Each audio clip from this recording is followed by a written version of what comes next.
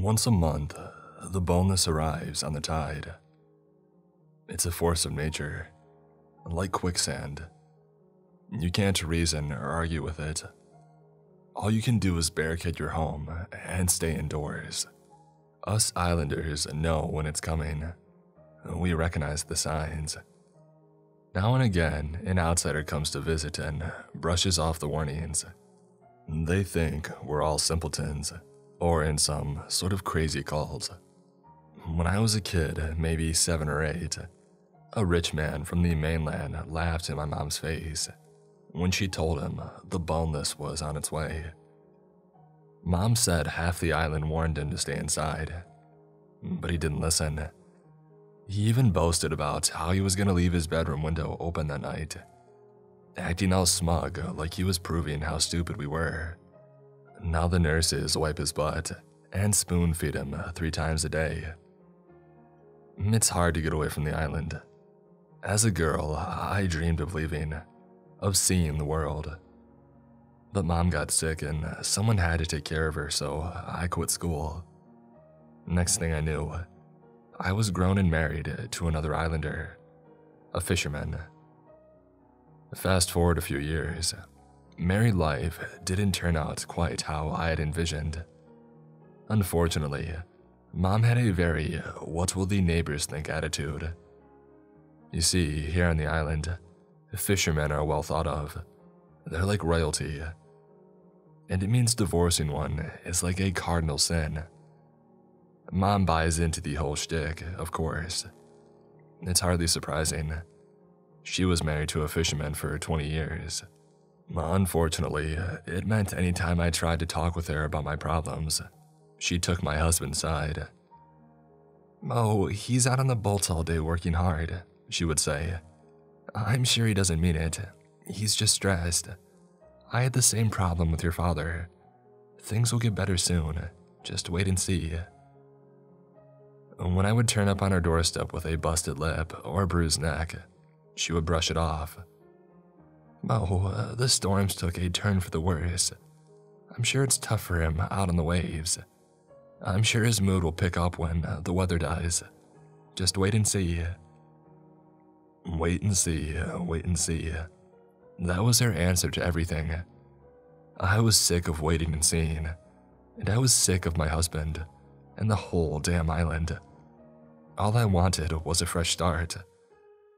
For years, I dreamed of doing something, anything to change my situation, to get out of my rut. Well, tonight, it finally happened. Go down to the market and get some supplies and tidy the house. It's arriving tonight. I'll be at the docks until sundown.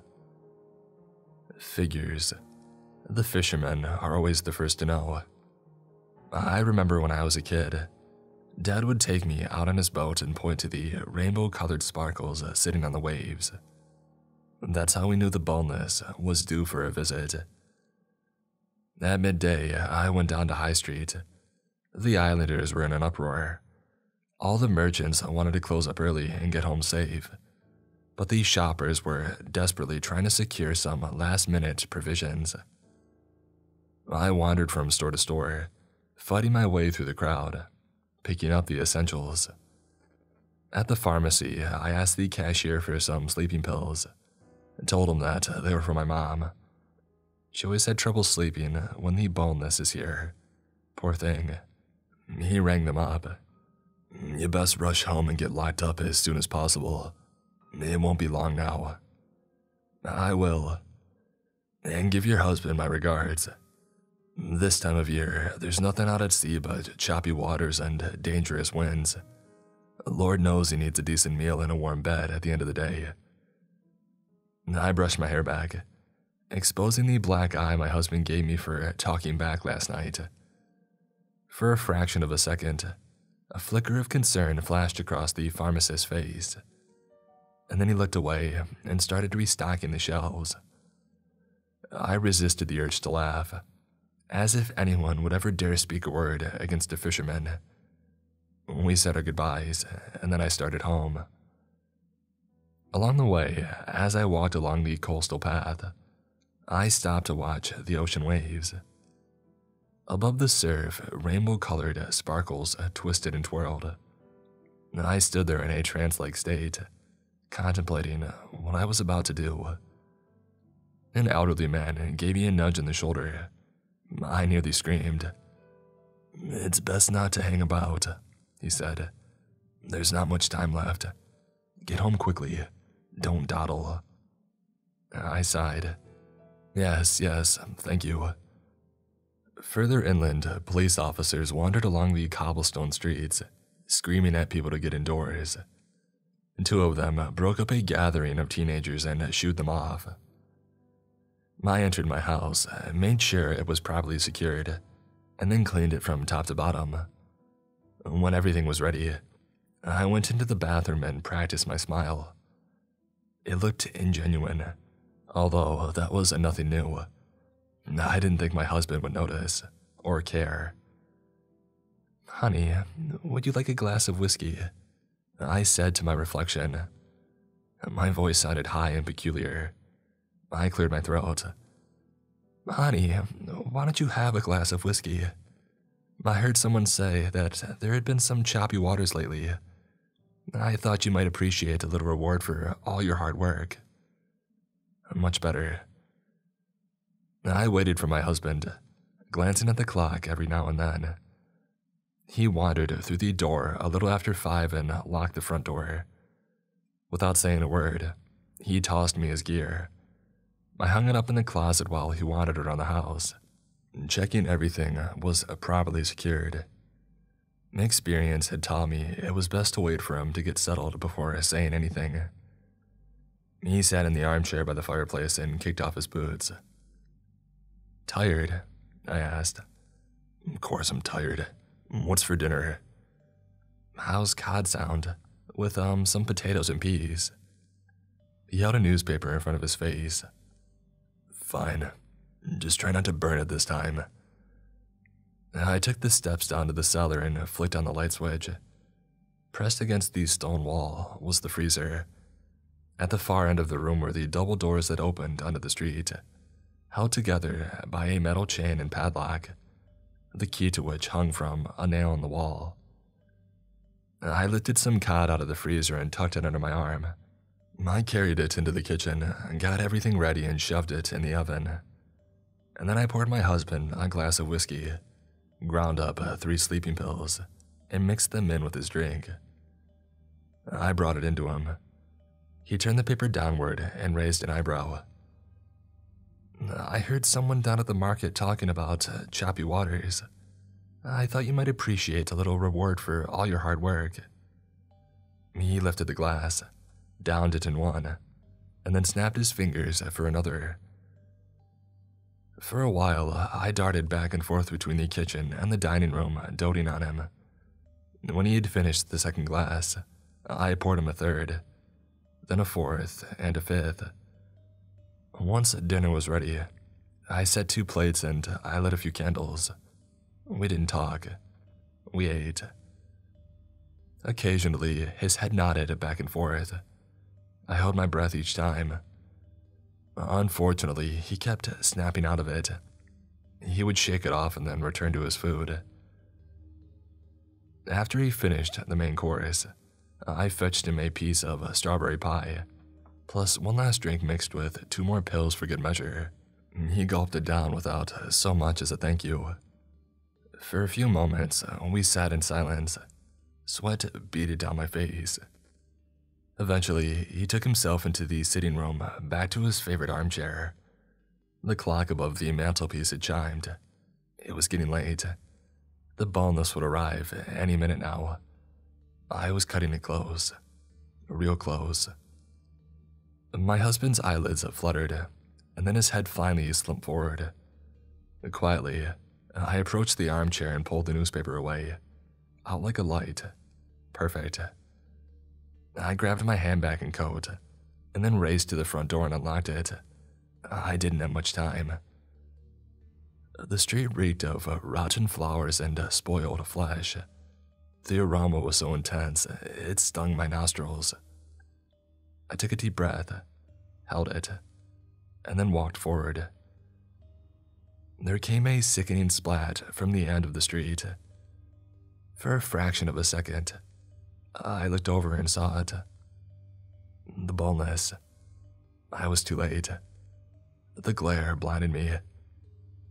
As I held up my hand to shield my eyes from the light, I had the most wonderful feeling of serenity, a knowledge that everything would be all right, and that I wouldn't have to worry about my husband or the island ever again. Soon, it would all be over. My hand trembled. "No," screamed a voice in the back of my head. "It's a trick." I had taken several steps forward without realizing it. With a deep breath, I turned away.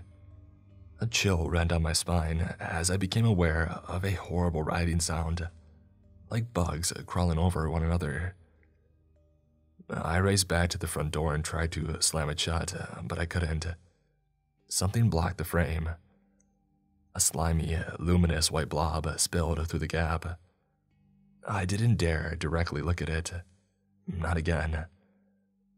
The door creaked open as the blob expanded, filling the space between the door and frame.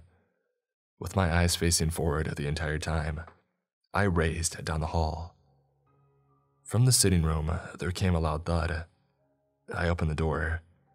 My husband was on the floor, a pool of drool leaking from the corner of his mouth onto the rug. The room lit up as the writhing sound followed me. I bit my bottom lip, clenched my fist. I saw the glow of the Boneless reflected in the picture's frames, mounted above the fireplace. The stench was so strong that it made me dry heave. There was no escape. Soon, it would be all over. I had a lifetime of being a vegetable to look forward to. Maybe they would put my husband and me in the same hospital bed, thinking that's what we would want. I had a sudden idea. I rushed forward towards the cellar. My husband stirred. The last thing I saw before exiting the room was him shaking his head. He screamed, but not for long. His voice quieted, and then became a terrible gurgle. I resisted the urge to look back. I made my way down the steps into the cellar where I grabbed the key mounted beside the door. My hand trembled so violently, it took 3 attempts to get the key in the padlock. The writhing sound grew louder and louder until it was with me in the room. I unlocked the padlock and then unwrapped the chain from the handles. For a moment, I felt something warm and pulsating touch the back of my ankles. My whole body shivered. At the last possible second, I pushed open the double doors and I climbed onto the street. And then I got up and I ran. I ran halfway across the island towards my mother's house, where I unlocked the front door and pulled it open. I locked it behind me, pressed my back against the wall, and burst into tears. It was over. I was safe. A light came on at the top of the stairs. I wiped away my tears and I climbed to my feet. My mom appeared, still wearing her nightgown, and asked what had happened. I said that I was worried about her, and that I came to check that she was okay. We embraced. She asked about my husband. I told her that he was safe and sound back at home, that I had cooked him his favorite meal, and then came over to check on her. She had insisted she would make up the guest room and tried to lead the way. I kept telling her that I would do it myself until finally she relented. I helped her back into bed and then gave her a kiss on the forehead. "I love you, Mom." She rubbed my cheek. "I love you too." In the kitchen, I helped myself to a bottle of wine and I broke down in tears. Again, I kept thinking about what I had seen and heard. The awful sounds my husband made played in my mind again and again. I kept thinking about what I could have done differently, about whether there was another way, a simpler one that didn't involve anyone getting hurt. I felt a growing knot of guilt in the pit of my stomach. But it's too late to change anything now. Now, all I can do is wait. There's no way I could sleep, not even if I wanted to. At sunrise, the Boneless will depart, and then I'll make my way down to the docks and sail my husband's boat to the mainland. I'm finally ready to leave this damn place and never look back. By the time anyone realizes what's happened, I'll be long gone and starting my new life. I can hardly wait.